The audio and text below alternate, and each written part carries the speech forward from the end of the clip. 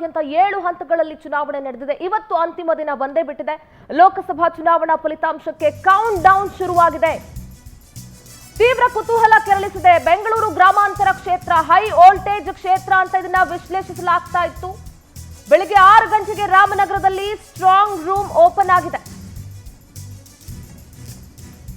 ತೀವ್ರ ಕುತೂಹಲ ಕೆರಳಿಸಿತ್ತು ಬೆಂಗಳೂರು ಗ್ರಾಮಾಂತರ ಕ್ಷೇತ್ರ. ಇನ್ನೂ ಕೂಡ ಕ್ಯೂರಿಯಾಸಿಟಿ ಹಾಗೆ ಇದೆ. ಯಾಕಂತಂದ್ರೆ ಬಹಳ ಹೈ ವೋಲ್ಟೇಜ್ ಕ್ಷೇತ್ರ ಇದು ಅಂತ ಹೇಳಲಾಗ್ತಾ ಇತ್ತು. ಬೆಳಗ್ಗೆ 6 ಗಂಟೆಗೆ ರಾಮನಗರದಲ್ಲಿ ಸ್ಟ್ರಾಂಗ್ ರೂಮ್ ಅನ್ನ ಓಪನ್ ಮಾಡಲಾಗಿದೆ. ಈಗಲೂ ಕೂಡ ಬಹಳಷ್ಟು ಕ್ಯೂರಿಯಾಸಿಟಿ ಇದೆ. ರಾಮನಗರ ಅಥವಾ ಬೆಂಗಳೂರು ಗ್ರಾಮಾಂತರ ಕ್ಷೇತ್ರದಲ್ಲಿ ಯಾರು ಗೆಲ್ತಾರೆ ಅಂತ ಹೇಳಿ. ಮತ್ತೊಮ್ಮೆ ಸಂಸದರಾಗುವತ್ತ ಡಿಕೆ ಸುರೇಶ್ ದಾಪುಗಾಲನ್ನ ಇಡ್ತಾರಾ, ಏನು ಎತ್ತ, ಮಂಜುನಾಥ್ ಅವರು ಗೆಲ್ತಾರಾ ಅಥವಾ ಏನಾಗಬಹುದು ಅನ್ನುವಂತಹ ಕುತೂಹಲ ಸಹಜವಾಗೇ ಇದೆ. ಸೊ ಹಾಗಾಗಿ ಬೆಂಗಳೂರು ಗ್ರಾಮಾಂತರ ಕ್ಷೇತ್ರ ಎಲ್ಲರ ಚಿತ್ತ ಅದೇ ಕಡೆ ಇದೆ. ಯಾಕಂತಂದ್ರೆ ರಾಜ್ಯದ 28 ಕ್ಷೇತ್ರಗಳ ಪೈಕಿ ಬೆಂಗಳೂರು ಗ್ರಾಮಾಂತರ ಕ್ಷೇತ್ರ ಬಹಳಷ್ಟು ಹೈ ವೋಲ್ಟೇಜ್ ಕ್ಷೇತ್ರ ಅಂತ ಹೇಳಲಾಗ್ತಾ ಇತ್ತು. ನೀವು ದೃಶ್ಯದಲ್ಲಿ ಗಮನಿಸ್ತಾ ಇದ್ರೆ ಗೊತ್ತಾಗುತ್ತೆ ಎಷ್ಟು ಜನ ಪೊಲೀಸ್ ಸಿಬ್ಬಂದಿಯನ್ನ ಅಲ್ಲಿ ನಿಯೋಜಿಸಲಾಗಿದೆ ಭದ್ರತೆಗಾಗಿ ಅಂತ ಹೇಳಿ. ಮಂಜುನಾಥ್ ಕೂಡ ಮನವಿಯನ್ನ ಮಾಡ್ಕೊಂಡಿದ್ರು. ಕೌಂಟ್ ಡೌನ್ ನಡೆಯುವ ಅಂದ್ರೆ ವೋಟಿಂಗ್ ಕೌಂಟ್ ಆಗುವಂತ ಜಾಗದಲ್ಲಿ ಪೊಲೀಸ್ ಸಿಬ್ಬಂದಿಯನ್ನ ನಿಯೋಜಿಸಬೇಕು ಅಂತ ಈಗ ದೃಶ್ಯಗಳಲ್ಲಿ ಗಮನಿಸ್ತಾ ಇದ್ದೀರಿ. ನಮ್ಮ ರಾಮನಗರ ಪ್ರತಿನಿಧಿ ಪ್ರವೀಣ್ ನೇರ ಸಂಪರ್ಕದಲ್ಲಿ ಜಾಯ್ನ್ ಆಗ್ತಾ ಇದ್ದಾರೆ. Good morning Praveen.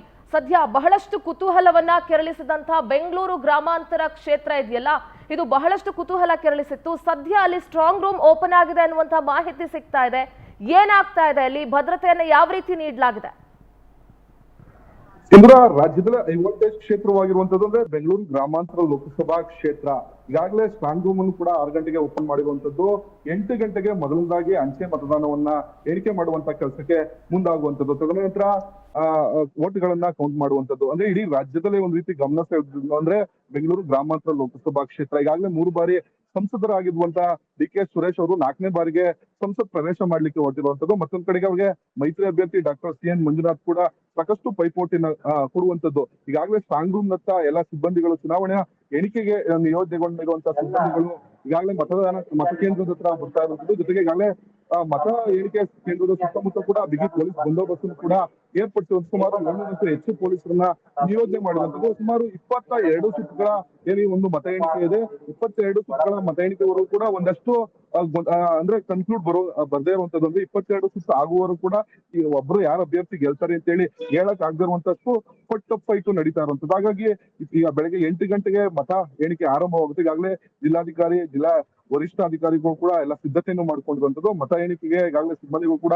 ಬರ್ತಾ ಇರುವಂತದ್ದು. ಬರುವಂತ ಸಿಬ್ಬಂದಿಗಳನ್ನ ಎಲ್ಲರೂ ಕೂಡ ಚೆಕ್ ಮಾಡಿ ಮತ ಎಣಿಕೆ ಕೇಂದ್ರ ಬಿಡ್ತಾ ಇರುವಂತದ್ದು. ಸಿಂಧೂರ, ಈಗ ಬೆಂಗಳೂರು ಗ್ರಾಮಾಂತರ ಕ್ಷೇತ್ರ ಅಂತ ಬಂದಾಗ ನೀವು ಹೇಳ್ದಂಗೆ ಬಹಳಷ್ಟು ಟಫ್ ಫೈಟ್ ಇದ್ದಂತಹ ಕ್ಷೇತ್ರ ಕೂಡ ಹೌದು. ಯಾಕೆಂದ್ರೆ ಈಗ ಒಂದ್ ಕಡೆ ಡಿ ಕೆ ಸುರೇಶ್, ಇನ್ನೊಂದ್ ಕಡೆ ಎನ್ ಡಿ ಎ ಅಭ್ಯರ್ಥಿಯಾಗಿ ಈ ಕಡೆ ಸಿ.ಎನ್. ಮಂಜುನಾಥ್, ಇಬ್ರು ಕೂಡ ಘಟಾನುಘಟಿ ನಾಯಕರೇ. ಇಲ್ಲಿ ಯಾರನ್ನು ಕೂಡ ತೆಗೆದು ಹಾಕೋಕ್ ಆಗೋದಿಲ್ಲ. ಸೊ ನೀವು ಹೇಳ್ದಂಗೆ ಕಡೆ ಹಂತದವರೆಗೂ ಕೂಡ ಇಲ್ಲಿ ಯಾರು ಗೆಲ್ತಾರೆ ಅನ್ನುವಂತ ಕುತೂಹಲ ಹಾಗೆ ಇರುತ್ತೆ. ಸೊ ಸ್ಟ್ರಾಂಗ್ ರೂಮ್ ಕೂಡ ಓಪನ್ ಆಗಿದೆ. 8 ಗಂಟೆಗೆ ಅಂಚೆ ಮತಗಳನ್ನ ಕೌಂಟ್ ಮಾಡಲಾಗುತ್ತೆ ಅನ್ನೋದನ್ನ ಕೂಡ ಹೇಳ್ತಾ ಇದ್ರಿ. ಸೊ ಬೇರೆ ಯಾವ ರೀತಿಯಲ್ಲಿ ಪ್ರಿಪರೇಷನ್ಸ್ ನಡೀತಾ ಇದೆ, ಏನಾಗ್ತಾ ಇದೆ ಅಲ್ಲಿ?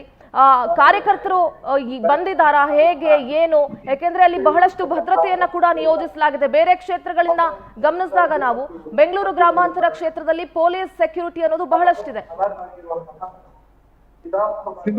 ಇದು ರಾಜ್ಯದಲ್ಲಿ ಹೈ ವೋಲ್ಟೇಜ್ ಕ್ಷೇತ್ರ ಆಗಿರೋದ್ರಿಂದ ಈಗಾಗಲೇ ಡಾಕ್ಟರ್ ಸಿ.ಎನ್. ಮಂಜುನಾಥ್ ಕೂಡ ಚುನಾವಣಾಧಿಕಾರಿಗಳಿಗೆ ಒಂದು ಪತ್ರವನ್ನ ಬರೆದಿದ್ರು. ಅಂದ್ರೆ ಮತ ಎಣಿಕೆ ಕೇಂದ್ರದ ಸುತ್ತ ಒಂದಷ್ಟು ಪೊಲೀಸ್ ಬಂದೋಬಸ್ತನ್ನ ಸೂಕ್ತವಾಗಿ ಮಾಡಬೇಕು, ಅನುಮಾನಾಸ್ಪದವಾಗಿ ಯಾರು ಕೂಡ ಓಡಾಡಬಾರ್ದು, ಹಾಗಾಗಿ ಎಲ್ಲವೂ ತಯಾರಿಗಳನ್ನ ಮಾಡ್ಕೋಬೇಕು ಅಂತ ಹೇಳಿ ಪತ್ರವನ್ನು ಬರೆದಿದ್ರು. ಈಗಾಗಲೇ ಪೊಲೀಸರು ಕೂಡ ಎಲ್ಲ ಸಿದ್ಧತೆಯನ್ನು ಕೂಡ ಮಾಡ್ಕೊಂಡಿರುವಂತದ್ದು. ಸುಮಾರು 8 ಗಂಟೆಗೆ ಮತ ಎಣಿಕೆ ಆರಂಭ ಆಗುತ್ತೆ. ಈಗಾಗಲೇ ಏನು ಸರ್ಕಾರಿ ಇಂಜಿನಿಯರಿಂಗ್ ಕಾಲೇಜ್ನ ಸುಮಾರು 500 ಮೀಟರ್ ಮುಂದೆ ಒಂದು ಗೇಟ್ ಇದೆ, ಅಲ್ಲಿ ಕಾರ್ಯಕರ್ತರು ಜಮಾವಣೆಗಳು